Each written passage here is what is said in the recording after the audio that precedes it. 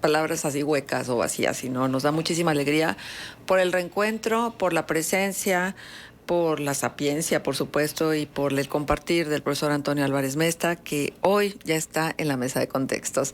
Gracias, profe, por estar con nosotros y qué bueno tenerlo aquí. El agradecido soy yo. Es una oportunidad maravillosa. Y hace rato que escuchaba a mi amigo hablar de avisos parroquiales, pues me puse a pensar en que hay muchas palabras que de alguna manera se han vinculado con la religión, pero que en sí mismas no tienen forzosamente un origen religioso. Por ejemplo, la misma palabra parroquia. Pensamos en una parroquia y pensamos en un templo, pero en realidad parroquia es la vecindad. Para al lado de oikos casa, las casas de al lado. El cura párroco está a cargo del cuidado de la gente, de los vecinos, pues. Por eso vemos todavía en algunos periódicos que hubo un incidente, esta palabra que se ha devaluado tanto de incidente, en alguna cantina y que algunos parroquianos fueron detenidos.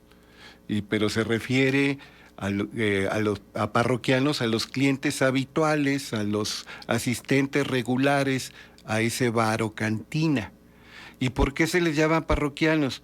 Porque si son regulares, van con frecuencia ahí, una de dos, o su casa, su domicilio está próximo, o su casa de trabajo también puede estar próxima. Entonces son vecinos. Parroquia significa vecindad. Es lo que significa vecindad. Pero estaban hablando ahorita de cómo, valga la expresión tan lagunera, el aeronazo tumbó la Virgen del Desierto. Pues de inmediato me acordé, por asociación de ideas, de un dolor de cabeza muy fuerte. No de un servidor, no tampoco de las damas que dicen, no, my dear, not tonight, I have a strong headache. No, no, no, no, por supuesto que no. No, un dolor de cabeza muy fuerte que tuvo el más poderoso de los dioses, el rey del Olimpo, Zeus. Y Zeus no se quitaba con nada el dolor de cabeza y manda a llamar a su hijo, el forzudo y deforme, el grotesco y robusto Hefestos, el dios de la fragua, el dios de los herreros y que maneja el fuego, Hefestos, y le dice: hijo, con todas tus fuerzas y con tu marro más duro, rómpeme el cráneo. Pero padre, sabes que soy inmortal y que la herida va a sanar de inmediato. Rómpeme el cráneo. Y Hefestos le hizo caso a Zeus y le dio con toda la fuerza a la cabeza de Zeus. Y de la cabeza de Zeus nace no una niña, sino una mujer adulta y además con la panoplia y la armadura propia de una guerrera. Todos se estremecieron. Nació Atenea. ¿Y Atenea quién es? Pues la diosa de la sabiduría, de la sapiencia, de la prudencia, del conocimiento. Atenea, su templo más famoso, ¿cómo se llama? Se llama Partenón. ¿Y qué significa Partenón? Virginal. Atenea nunca tuvo amores, nunca estuvo en trance erótico con nadie y se conservó virgen. Hay otras deidades griegas que también conservaron su virginidad. Una de ellas es Hestia, la diosa del fuego y del hogar. Los romanos le dicen Vesta. Y otra es Artemisa o Diana, según sea la denominación griega o romana. Pero vuelvo con eso de Partenón. Yo les digo a los muchachos con los que tengo la fortuna de convivir con varias clases, pero una de ellas es etimologías, ¿qué tiene que ver la palabra Partenón con el término biológico partenogénesis? Y la partenogénesis es la reproducción no sexual de organismos, digamos el nacimiento sin apareamiento macho-hembra de seres vivos. Esa es la partenogénesis. Bueno, pues Génesis es nacimiento, origen, principio, comienzo, a partir de algo virginal. Esa es la partenogénesis.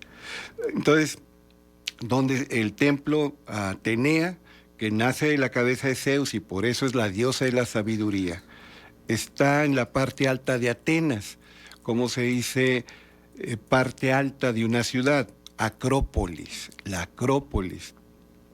Me han preguntado que por qué se utiliza el término panteón para los camposantos, que también hay que explicar qué es eso de camposanto, o para el sitio donde se entierra a los muertos.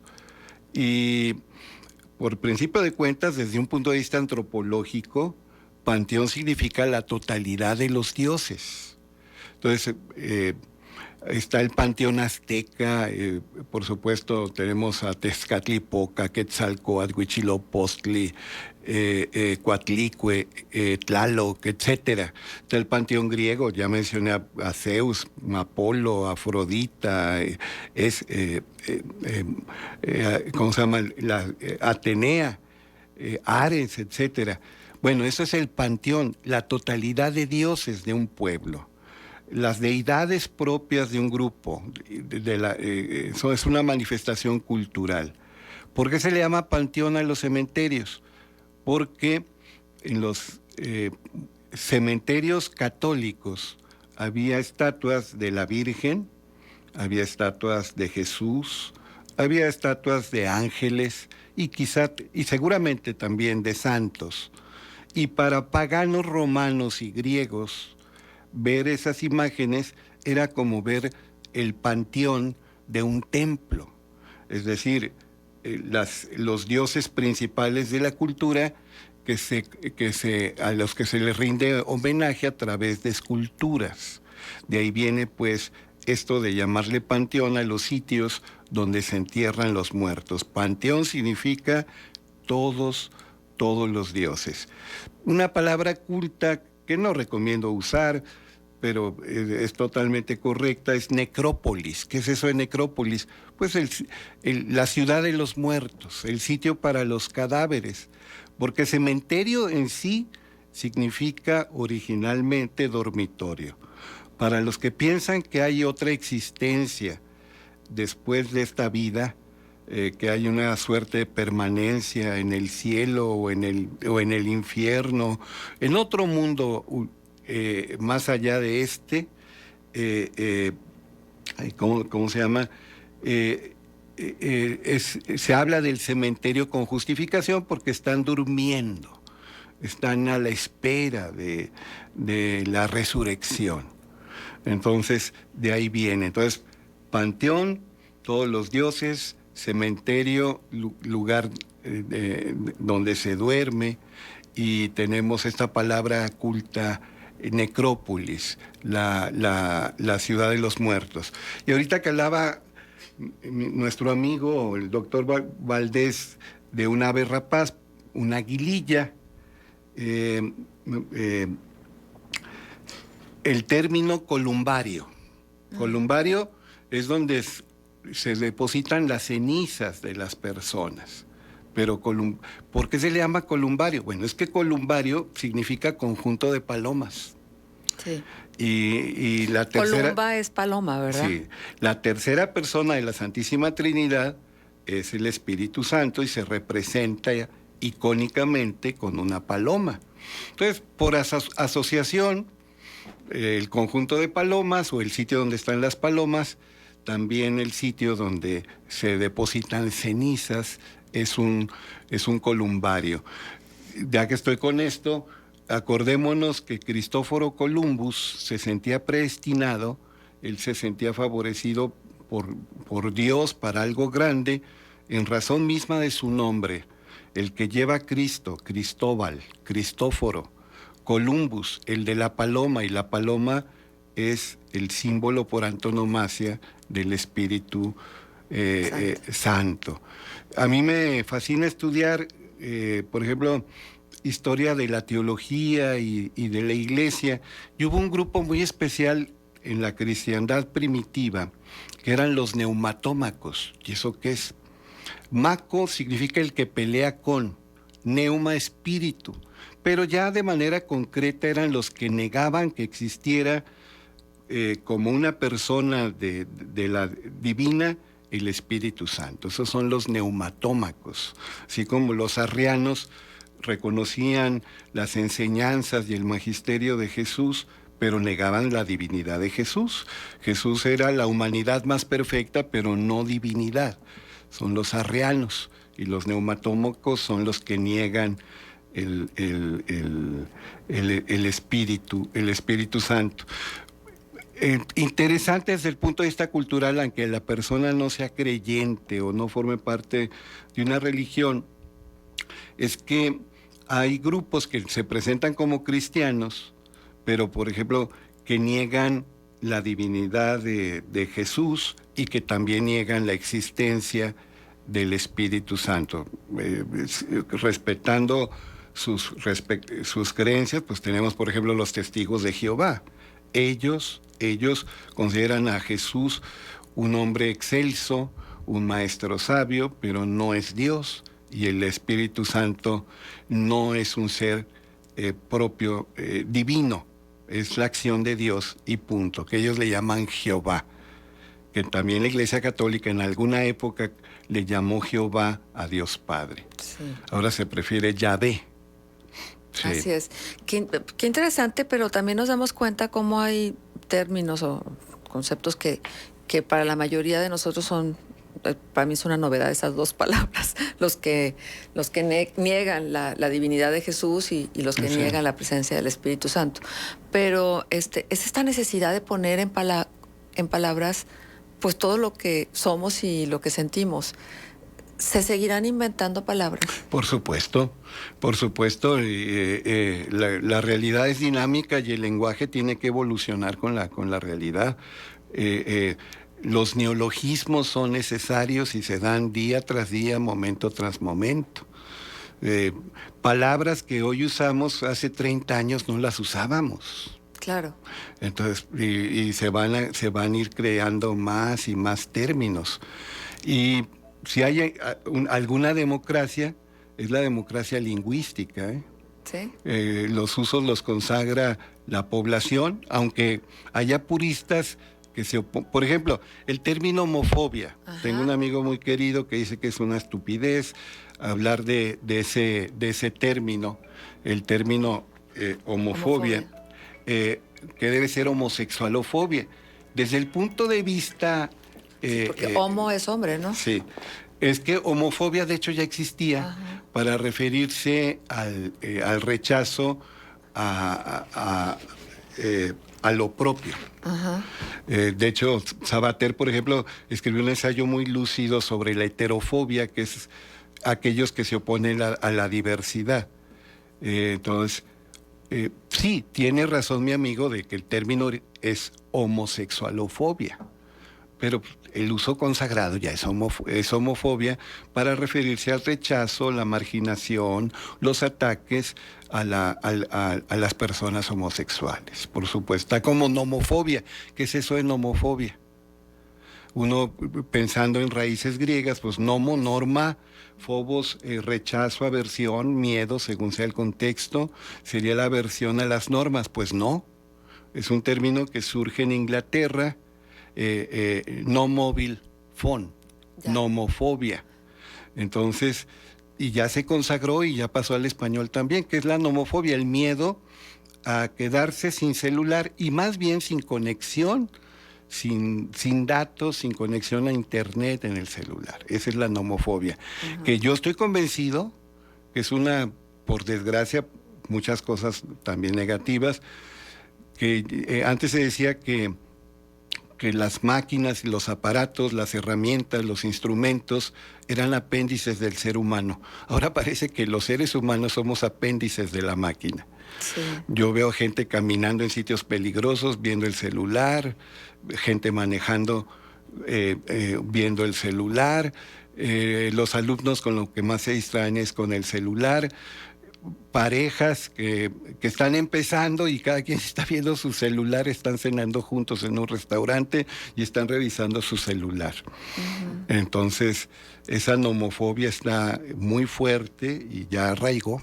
Claro. Es un poco lo que se discutía mucho en los 70s y 80s con todas aquellas teorías de Marshall McLuhan de los medios como extensión del hombre. Sí, exactamente. O sea, estamos exactamente en lo mismo, ¿no? Sí, toda tecnología es una extensión somática, es un perfeccionamiento del organismo del ser humano. Y él decía que los libros eran un perfeccionamiento del cerebro, como las pinzas de la mano, como cualquier tipo de binocular, telescopio, microscopio del ojo, cualquier vehículo de nuestras piernas. Sí, sí, los medios son una extensión, pero de veras, hasta así hablamos, ¿dónde te quedaste? No me están preguntando dónde estoy. Me están preguntando dónde me estacioné, dónde está mi carro estacionado. Sí. Yo no soy mi carro. Exacto. Y también les digo, a la mayoría de la gente le preocupa más el celular, es lo que más ven y lo que más acarician. Durante el día, ¿verdad? Durante el día, durante la noche. De veras, estoy convencido. O sea, ya compartimos la cama con el celular. Yo estudié 2 licenciaturas al mismo tiempo. Y la mayor parte de mi vida laboral trabajaba toda la mañana, toda la tarde y parte de la noche. Entonces me acostumbré a dormir 5 horas. Pero después varios amigos médicos, y por las mismas lecturas comprobé que fue una tontería. Eso me convirtió en una persona inmunocomprometida. Es indispensable el sueño. No me diga eso, profe. Es indispensable el sueño. La primera regla de un libro muy famoso, Brain Rules, las reglas para el cerebro, de John Medina, es muy famoso ese libro, da 12 reglas para usar bien el cerebro. Una de las reglas es dormir bien. Claro. Y varios tratadistas están recomendando que volvamos a la sabiduría de antaño. Take a little nap, tomar una pequeña siesta. Yo lo compenso con meditación. Yo no puedo dormir de día, bueno, yo estoy convencido. Pero si es necesario, dormir por lo menos 6, 7 horas, no 5 como 40 años, así me la pasé yo. Bueno, qué barbaridad. Hay que aprender entonces de esta experiencia. Dice Juan Fernández, ¿qué opina el profesor Mesta sobre esas personas que utilizan la palabra justamente en forma exagerada? Para todo lo usan a diestra y siniestra. Sí, bueno, eso se llama onomatomanía. El uso reiterado de palabras, más coloquialmente las conocemos como muletillas. Hay gente, por ejemplo, que termina una frase y dice sí, verdad, verdad. En mis tiempos hablábamos de los discípulos de Jean Cousteau. ¿Quiénes son esos? ¿Se acuerda de Jean Cousteau? Sí, cómo no, el buzo, ¿no? El explorador. Sí, era oceanólogo. Pero hay gente que dice o sea. O también hay orientalistas. ¿Cómo que orientalistas? Este. Pues sí. Oiga, profe, y ahora la novedad está de, ¿qué ocupas? Sí, me estaba acordando que un amable radioescucha hace 2 semanas me mandó una pregunta que ya había terminado mi participación. ¿De qué va? ¿De qué va? Que también se ha popularizado. Eso es muy castellano. En España lo usan mucho, ¿no? En España, por ejemplo, usan mucho el vale. El vale. Sí. Y aquí en México usamos el sale. Yo he escuchado mucha gente el sale, y en España es el vale. Pues le contesto 2 semanas después a la amable radioescucha, ¿de qué va cargado esto? Es una expresión que usamos a partir de... Por ejemplo, ¿es correcto? ¿De qué va tu día? Es válido, Ajá. Es válido. Pues es parte de la flexibilidad que debe tener la lengua. Pero eso de la ocupancia, a mí no sé qué me da. Pues sí, a mí me causaba escozor en cierto torneo donde participan algunos alumnos míos, que algunas personas decían jueceo y cosas por el estilo. El jueceo y el jueceo y el... Bueno, lo respeto. Pero, por ejemplo, ocupancia, alternancia, gobernanza, que gobernanza no es cualquier gobierno, es una acción efectiva, comprometida, responsable, con buenos resultados del gobierno. Eso es gobernanza y es válido. Sí. Ángel Verdugo utiliza mucho la palabra gobernación y es totalmente correcta. Claro. Pero, por ejemplo, la gente que te dice, oye, ¿tienes esto? Sí, ¿qué ocupas? O sea, ¿cómo? Sí, ¿para qué lo quieres? Sí. ¿En qué lo vas a emplear? ¿Cómo lo vas a utilizar? ¿Para qué se ofrece? ¿Y es válido? Hay 1000 cosas que usamos, más raras que eso, y ya está, la costumbre es ley, es hasta en derecho, el jus moribus constitum, que eso que es, el derecho nace consuetudinariamente, es cuestión de costumbres, de usos, hábitos. Claro. Y los errores consagrados, aunque nos duela, se vuelven los aciertos. Murciégalo era lo correcto, y ahora decimos murciélago. Sí. Crocodilo era lo correcto, ahora decimos cocodrilo. Ajá. Evolver, pues ya lo sustituimos por el espantoso verbo evolucionar. Ajá. Ajá. Pero el verbo correcto era evolver, claro. como es devolver, sí. no devolucionar. Voy a devolucionar este artículo defectuoso, ¿verdad? Pues pero, sí, pues así hacemos. Así están también los negacionistas, ¿no? Los que dicen una frase y hacen la pregunta, no, para todo, tal cosa no, sí. y esto no. Y sinceramente me sí, desespero. los negacionistas. Sí. Accesar, ¿es correcto? ¿De qué? No, bueno, pero se va a consagrar el uso y va a ver que la RAI lo va a terminar aceptando. Es acceder. Ajá. Eso de accesar o aperturar lo va a aceptar. Yo lo estoy viendo en algunos años. Pero sí, eso de que vamos a aperturar una cuenta para que usted pueda accesar.